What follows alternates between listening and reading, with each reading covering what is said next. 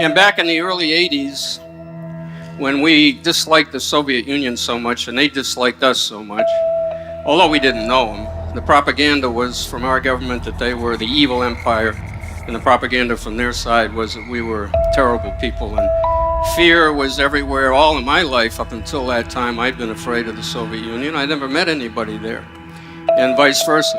And so we were concerned about a nuclear war.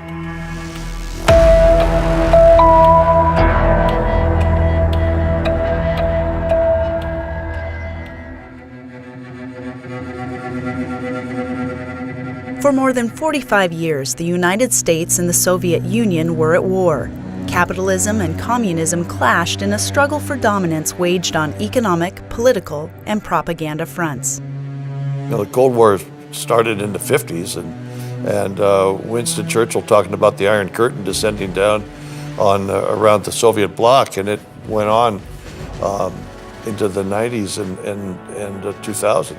So, and some would argue it's still going on, some would argue it's not, but it was a long, difficult time. And I think you had these two opposing sides who, you had freedom and democracy that was represented by the United States, and you had a whole different system, the communist system, which at one time, you had Russian leaders telling us they were going to conquer us, and it was a race that went on for a long time.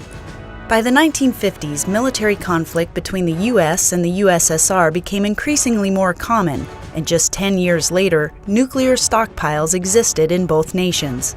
I remember watching Khrushchev on TV at the United Nations, taking his shoe off and pounding the table as he's speaking to the United States and saying, "We will bury you." That scared everyone further and confirmed everything that people were thinking about Soviet people and the Soviet Union. By the 1980s, there were thousands of nuclear weapons aimed at the United States and an equal number targeted at the Soviet Union. The arms race was running out of control. Only the fear of mutually assured destruction stood between war and peace for the world's superpowers. That time, it was not the Russia that was perceived as evil empire, stated by Reagan, President Reagan. No. That was the Americans who were representing the evil empire. Americans who had the atomic bomb, who had the money, who had nice clothing, who were smiling. I would characterize our family and families we knew as being filled with fear about what were the Russians going to do. Back in Seattle, became increasingly aware of how much Seattle was a target for a potential nuclear bombing contest between the two countries.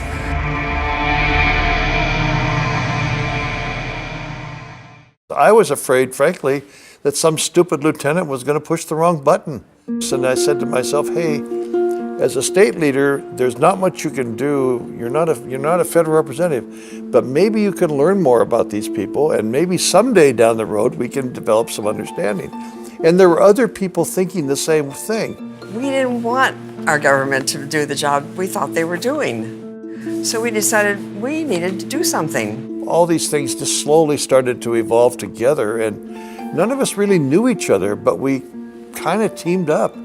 And I think that made a big part of the difference. Organizations don't talk. Governments don't talk. People talk. It's the only way to make things work. People-to-people exchanges formed as Washingtonians realized they could work as individuals to bring about peace between both countries. In 1972, there was a visit by 3 Soviet mayors to Seattle. That led to an exchange of letters between the mayor of Tashkent and the mayor of Seattle, because Mayor Ullman of Seattle had proposed, why aren't we sister cities? That was a huge risk. I still admire Mayor Ullman's courage for doing this. This is the middle of the Cold War, 1972. This was the first proposal for an American and Soviet sister city. And Tashkent, on their side, they said yes, which showed a great deal of courage for the mayor of Tashkent and the officials in Tashkent. So by 1973, they signed the official documents becoming the first American Soviet and American sister city, and we're one of the few that still continued even after the collapse of the Soviet Union. Citizens conceived, designed, and planned a series of events dedicated to informing the community about the threat of nuclear war. This conference, known as Target Seattle, took place in the fall of 1982. A second was held the following year. Different people who all had the same thoughts began to come together. In the various meetings at Kay Bullitt's house, people talked about what could we do, and the idea of involving the whole population in Seattle through teach-ins and large speeches was sort of cooked up. We wanted to hear all voices. Betsy and a lot of other people were very active in this cause, and wanted the citizens of Seattle to be aware that we are one of the targets of the Soviet missiles. Is that what we want? As people, do we want to have any say about this? And so there were keynote speakers, thousands of people attended. The idea was that if enough people could take action, either through letter writing or conversations or lobbying, that we might be able to change our government's posture. As part of that, a group of friends of mine wrote a letter to the people in Uzbekistan. This letter was written both in English and in Russian. And we carried it around to all of our events, and people signed it. We had about 3,000 copies by the time the Target Seattle event was over. And here they were. Now what? Giving some serious thought as to how we would get these letters to the people in Tashkent. And we decided we would take them ourselves. We were very upfront. Everybody had at least 100 copies of this letter in their suitcase. We all agreed that we were taking a risk because it was known that if you hand out literature on the street in the Soviet Union, you could be expelled from the country immediately, or something else. We didn't know what else, but. So we all agreed to take that risk together, 33 of us. When we arrived in Moscow, kind of scared about what was going to happen. And it was questionable to us whether or not Yuri Zhukov, the head of the Soviet Peace Committee, would actually allow us to take these letters to Tashkent. But after reading it, and his face kind of broke into a slight smile, he just put it aside and then wished us well. So we made the assumption that we were authorized more or less, or at least allowed, to deliver the letter. So in Tashkent, we were at a square, a market square, and it was full of people. And each one of us took our packets out and started to hand letters out to people on the street. And they came to us, well, they read it. They sat there and read the Russian very carefully. And then they smiled and then went off and got friends. Early business ventures between corporations in the USSR and the U.S. brought people together, further cementing personal connections between both nations. The U.S. USSR Marine Resources Company was a business venture formed in 1976. At the height of the Cold War, this company organized joint fishing operations where American fishermen delivered catches of fish to Soviet vessels for processing off the Northwest coast. You know, Russians aren't as generous with smiles as we are. You know, they tend to have a more serious look, but you're quickly made to feel very welcome. We worked long hours. The American catcher boats would deliver every couple hours. So none of us ever got a lot of sleep in a row. We kept pretty busy, but whenever there's a party, there's an excuse to get together and do some drinking, and sometimes you get the American catcher boats coming alongside, which sort of adds fuel to the flame. You know, this wasn't something contrived. It wasn't just something ceremonial that you go and do this and get away. It was something that was financially beneficial to both sides. It was to the Russians' advantage and to the Americans' advantage, and both. So and that helps you resolve the other disputes. In 1983, the Seattle Peace Chorus urged people of the world to build understanding and cooperation through music. In 1985, they traveled to the Soviet Union as citizen diplomats to convey a desire to live in peace. They asked us to teach them an American song, but when we started to sing, "We Shall Overcome," they already knew it.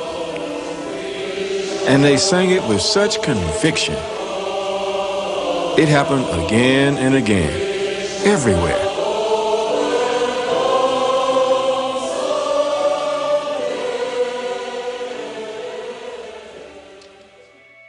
Perhaps one of the most inspiring efforts during the Cold War was the attempt to scale Earth's highest mountain, Mount Everest, with a team of climbers from the Soviet Union, China, and the United States. I thought about using a mountain for a metaphor to do a climb of Mount Everest with Russians and Chinese and Americans. At the time, Russia was still the Soviet Union. China was very much a communist country all the way through, and then you had the United States, which is capitalist and democracy, and completely polar opposite of these other two countries. I want to remind everyone that this is a climb of cooperation and friendship of three countries. And if anyone violates this trust that we have, there's going to be hell to pay for.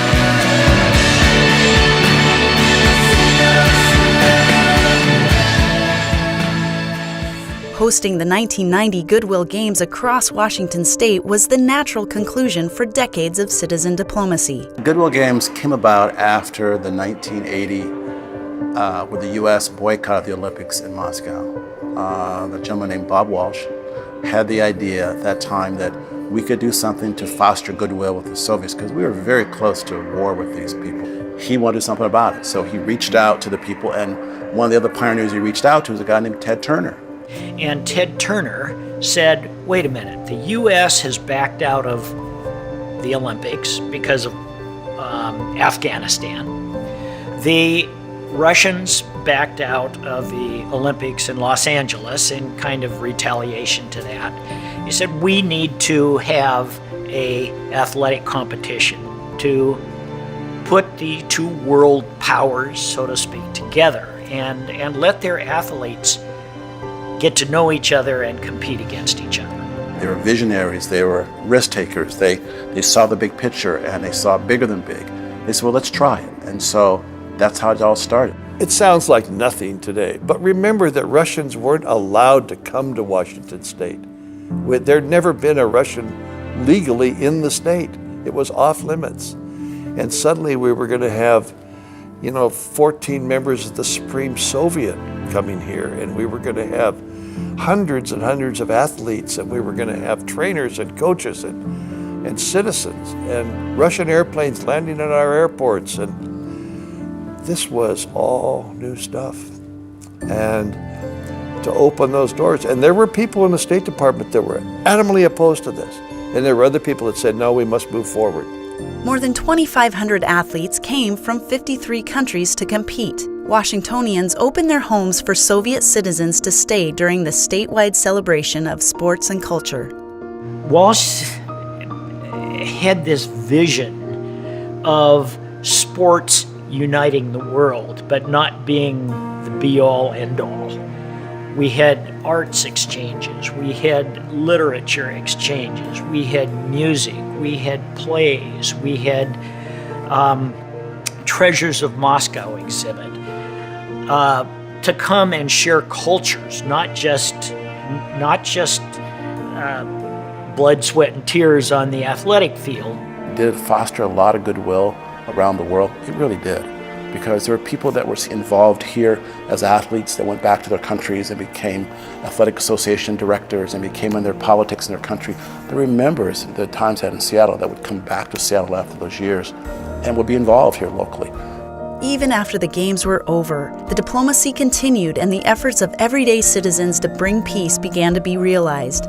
By January 1992, the Soviet Union ceased to exist and the empire dissolved into 15 separate countries. Americans and former Soviets continued their work toward peace.